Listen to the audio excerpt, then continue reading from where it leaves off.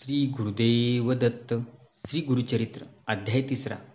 ओम श्री गणेशाय नमः. श्री सरस्वत्यै नमः. श्री गुरुभ्यो नमः. श्री कुलदेवताये नमः. सिद्धयोग्यांनी सांगितलेले गुरु महात्म्य ऐकून नामधारकाला अतिशय आनंद झाला. तो सिद्धमुनींचा जय जयकार करीत म्हणाला, अहो सिद्धमुनिवर्य, आपण माझ्या मनातील संदेह दूर केलात. आज तुमच्यामुळेच मला परमार्थाचे मर्म समजले. तुम्ही जे गुरु महात्म्य सांगितले त्यामुळे माझ्या मनाला पूर्ण समाधान लाभले आहे. आता मला कृपा करून सांगा, आपण कोठे राहता, भोजन कोठे करता? मी आपला दासानुदास होऊ इच्छितो. नामधारकाने असे विचारले असता सिद्धांना अतिशय आनंद झाला. त्यांनी नामधारकाला प्रेमाने आलिंगन दिले. ते म्हणाले, ज्या ज्या ठिकाणी श्री गुरु राहत होते तेथे तेथे मी राहतो. गुरुस्मरण हेच माझे भोजन. श्री गुरुचरित्रामृताचेच मी सदैव सेवन करतो. असे सांगून त्यांनी नामधारकाला श्री गुरुचरित्र ग्रंथ दाखविला. ते म्हणाले, या श्री गुरुचरित्राचे नित्य श्रवण पठन केले असता भक्ती आणि मुक्ती, सुखभोग आणि मोक्ष यांची प्राप्ती होते. मनातील सर्व इच्छा पूर्ण होतात. ही कथा श्रवण केली असता धन्य धन्य संपत्ती, पुत्र पौत्र इत्यादींची प्राप्ती होते, ज्ञानप्राप्ती होते. या ग्रंथाचे सप्ताह पारायण केले असता सर्व मनोरथ सिद्धीला जातात. जे निपुत्रिक असतील त्यांना पुत्र संतान प्राप्त होते. ग्रहरोगादी पीडा नाहीशा होतात. बंधनातून सुटका होते. या ग्रंथाचे श्रवण पठन करणारा ज्ञानसंपन्न शतायुषी होतो. सिद्धयोग्यांनी असे सांगितले असता अतिशय आनंदित झालेला नामधारक त्यांना नमस्कार करून म्हणाला, आज तुमच्या रूपाने मला साक्षात्कारी गुरुज भेटले आहेत. श्री गुरुचरित्र श्रवण करण्याची मला तीव्र इच्छा झाली आहे. तहानेने व्याकुळ झालेला अमृत आणून द्यावे त्याप्रमाणे तुम्ही मला आज भेटला आहात. मला श्री गुरुचरित्र सविस्तर सांगा. सिद्धयोगी त्याला आश्वासन देऊन म्हणाले, आता तू कसलीही चिंता करू नकोस. मी तुझे संकट दूर करीन. ज्यांच्या ठिकाणी गुरुभक्ती नाही ते श्रीगुरूला बोल लावतात. श्रीगुरू काय देणार असा विचार करतात. त्यामुळे त्यांना अनेक दुःखे भोगावी लागतात. म्हणून तू सुद्धा संशयवृत्ती सोडून दे. श्रीगुरूंवर दृढ श्रद्धा ठेव. श्रीगुरू कृपेचा सागर आहेत. त्यांच्या देण्याला मर्यादाच नाही. ते तुझी उपेक्षा कधीही करणार नाहीत. श्रीगुरू मेघदूतासारखे उदार आहेत. मेघ जलवृष्टी करतो, पण ते पाणी उथळ जागी साचत नाही. ते सखोल जागीच साचते. दृढ भक्ती ही सखोल जागेप्रमाणे असते. प्रसन्न झालेल्या श्रीगुरूंनी मस्तकी वरदहस्त ठेवताच प्रपंच हा परमार्थ होतो. कल्पवृक्ष किंवा कामधेनू कल्पिले तेवढेच देते, पण श्रीगुरू कल्पनेच्या पलीकडचेही देतात.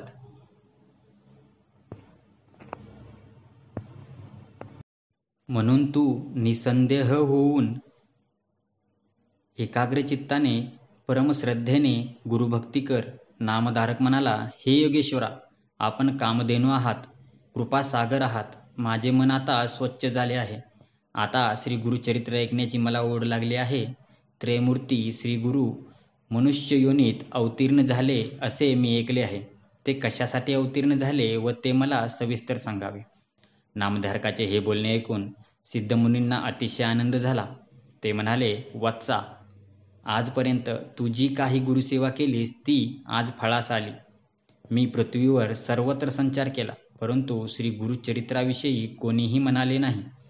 आम्हाला गुरुचरित्र सांगा असे कोणीही म्हटले नाही. तूच पहिला मला भेटलास. तूच खरा भाग्यवान आहेस. ज्याला इहपर कल्याणाची इच्छा आहे त्यालाच ही चरित्रकथा गोड लागेल.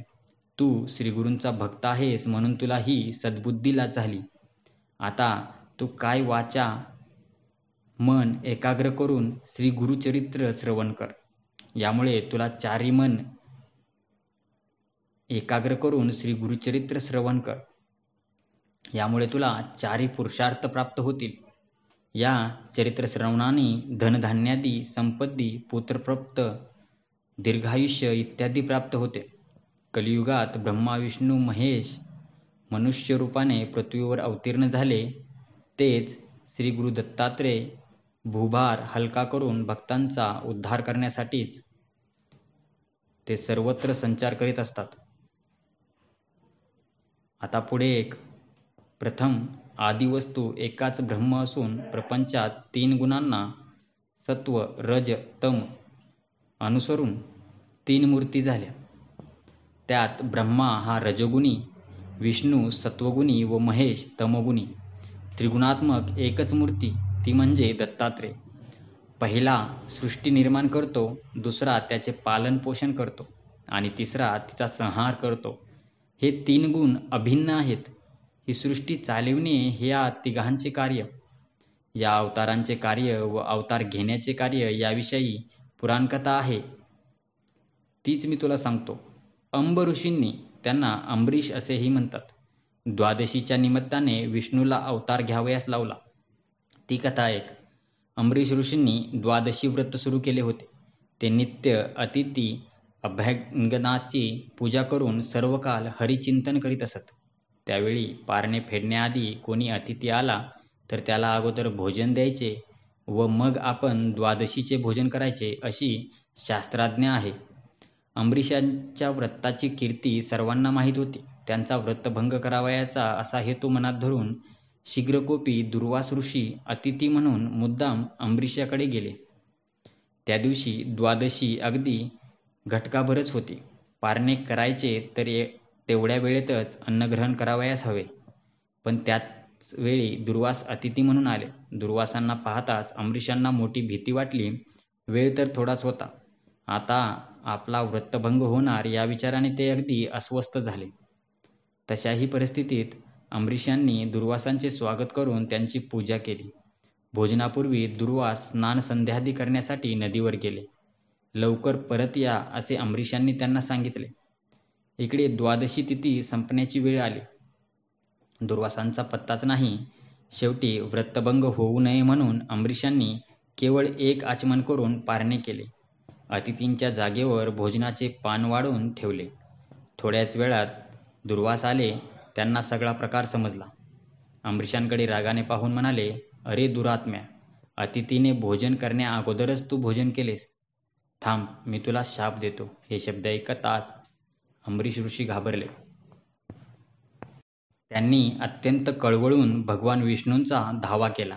शीघ्रकोपी दुर्वासांच्या मुखातून शापवाणी बाहेर पडली, अरे दुरात्म्या, माझ्या आधी तू भोजन केलेस. माझा तू अक्षम्य अपराध केला आहेस. या अपराधाबद्दल तुला सर्व योनीत जन्म घ्यावा लागेल. ही शापवाणी ऐकताच अंबरीश दुःखाने रडू लागले. त्याच क्षणी भक्तवत्सल भगवान विष्णू प्रकट झाले. ते दुर्वासांना म्हणाले, मुनिवर्य, तुम्ही माझ्या भक्ताला शाप दिलात, पण मी त्याचे रक्षण करणार आहे. तो शाप मी स्वतः भोगीन. दुर्वास हे परमज्ञानी होते. ते ईश्वराचा अवतार होते. क्रोधी होते तरी ते उपकारी होते. त्यांनी विचार केला, या भुले की युगानुयुगे तपश्चर्या केली तरीसुद्धा श्री हरिचरणांचे दर्शन होत नाही. आता या शापाच्या निमित्ताने तो भक्तजनांचे रक्षण करण्यासाठी लक्ष्मीसह अवतार घेईल. दुष्ट दुर्जनांचा नाश करून संत सज्जनांचे रक्षण करेल. मग ते भगवान विष्णूंना म्हणाले, हे श्रीहरी, तू पूर्ण ब्रह्म विश्वात्मा आहेस. तू परोपकारासाठी शाल भोगताना विविध स्थानी, विविध वेळी, विविध योनीत असे 10 अवतार घे. भगवान विष्णूंनी ते मान्य केले. त्यानुसार भगवान विष्णूंनी मत्स्य, कूर्म, वरदहादी 10 अवतार घेतले. हे अवतार कारणापरत्वे होत असतात. ते कधी प्रकट तर कधी गुप्तपणे होतात. फक्त ज्ञानी लोकांना ते समजते. ही कथा सांगून सिद्धयोगी नामधारकाला म्हणाले, आता मी तुला एक गमतीची कथा सांगतो, म्हणजेच दत्त जन्माची कथा सांगतो. अनुसूया ही अत्रि ऋषींची पत्नी. ती पतिव्रता शिरोमणी होती. तिच्या घरी ब्रह्मा, विष्णू, महेश हे त्रिदेव कपटवेश धारण करून आले. परंतु अनुसूयेच्या तप सामर्थ्यामुळे तिच्या घरी तिची बाळे म्हणून जन्मास आली. हे ऐकून आश्चर्यचकित झालेला नामधारक म्हणाला, ते त्रिदेव कपटवेश धारण करून अनुसूयेच्या घरी कशासाठी आले होते? त्यांची बाळे कशी झाली? आणि अत्रि ऋषी पूर्वी कोण होते? त्यांचा मूळ पुरुष कोण? हे सगळे मला सविस्तर सांगा. अशा रीतीने श्री गुरुचरित्रामृतातील अंबरीश आख्यान नावाचा अध्याय 3 समाप्त. श्री गुरु दत्तात्रेय अर्पणमस्तु. श्री गुरुदेव दत्त.